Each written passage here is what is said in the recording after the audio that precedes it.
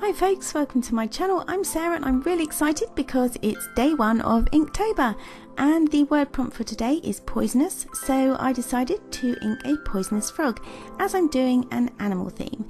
So I used for today's painting Dr. P.H. Martin's coloured Bombay inks, and before I start the actual painting or talking through it, I'm just going to let you know of what my aims are for the whole of Inktober so far as the videos are concerned.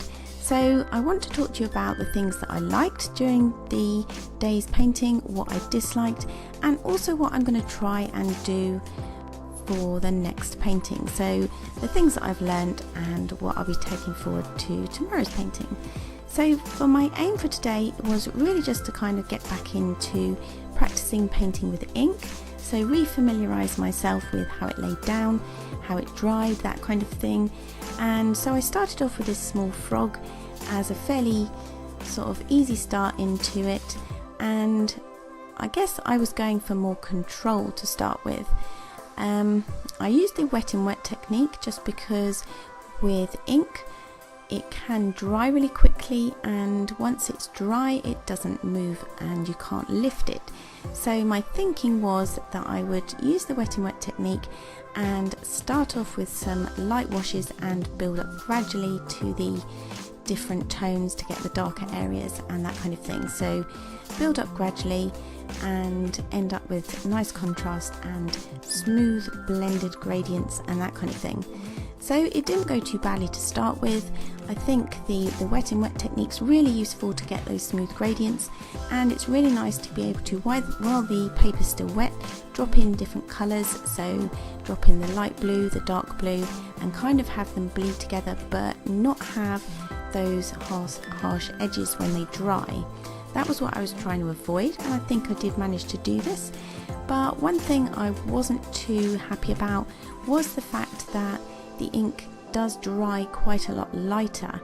So I did find that instead of just being able to go in and do a couple of layers, I did have to go back in several times to try and build up the darkest darks and kind of get that contrast in to make him look really kind of realistic and stuff. So that was a bit frustrating, but it was quite a relaxing process. I think the only thing with Inktober is that you're very conscious, or I am at least, of the time that it's taking. You know you've got to do a painting every day, and some days, I suppose more than others, I'll have more time, but always to start with you want to produce something that really works in the time that you've got available, and that is part of the challenge, I guess. But it also doesn't give you a lot of time to kind of change your mind or to play around with different techniques, because in addition to doing the painting, I've also given myself the challenge, as you're probably aware, of doing a video upload as well.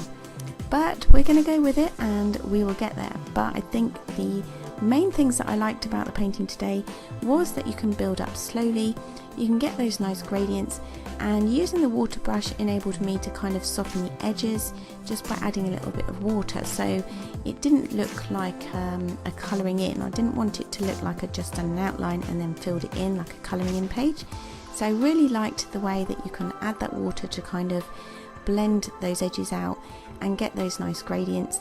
But as I say, what I didn't like so much was the fact that it is time consuming. You need to apply quite a lot of layers because the ink does dry quite a lot lighter. So that's something that I will try and remember tomorrow, is to perhaps have a little bit more confidence to go in with a less diluted colour to start with. So go in a bit braver, recognising that it is going to dry lighter.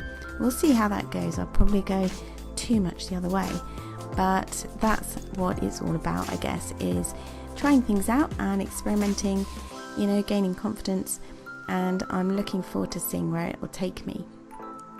So for the background, I didn't really know what I was going to do right from the start.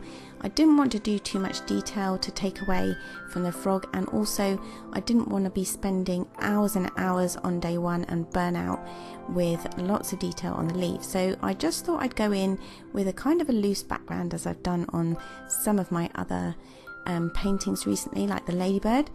What I did fail to remember, as you can probably tell, is that I didn't let the ink on the blue frog dry well enough. So when I put the green down, it did rather annoyingly bleed onto the blue areas.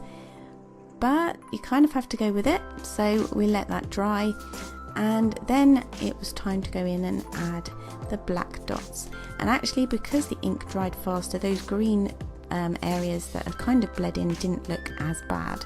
So I kind of went with it and made a point to remember tomorrow to make sure I let things dry in between. That's just me being impatient, I guess, and being conscious of the time. But that's something that I think is really important, that if you don't want that to happen, let your layers dry in between. But anyhow, so I went in with this fine liner, and that was really good at getting those really dark black spots on the back of the frog. And it was really nice that the fine liner detail, you could get in some really nice fine spots and control where the ink was going on that one. So that was quite a good result, I think. But I did still want to add some lighter, brighter white areas in contrast. I would also say at this point that I didn't like the way the background had dried. It was a bit dull, a bit murky. So that was something else that I did go in and then try and brighten up with a different green. And I was more pleased with this colour at the end. But again, that's just something to be aware of, is how the inks dry. And I did kind of swatch them out before I started this challenge, but maybe that's just something I need to refer back to, is to look back at the swatches and see how they dry, because there is a bit of a difference. And I kind of rescued it, I think. I'm more happy with this green colour. But once that had dried, then it was time to go in and add the white details and the highlights. And to start with, I tried using white ink with my aqua brush. This didn't come out as well as I wanted it to. I think I probably shouldn't have used the aqua brush, because you need the white ink to be really concentrated rather than having any sort of watered down effects with the water brush. So maybe a fine paintbrush would have worked better. So I did go in and kind of add a white gel pen. So tomorrow I'm going to be a little bit more patient with allowing layers to dry, be a bit more confident with my colours, and hopefully you'll join me in tomorrow's video to see how I get on. Don't forget to like, comment and subscribe to my channel, and I'll see you tomorrow.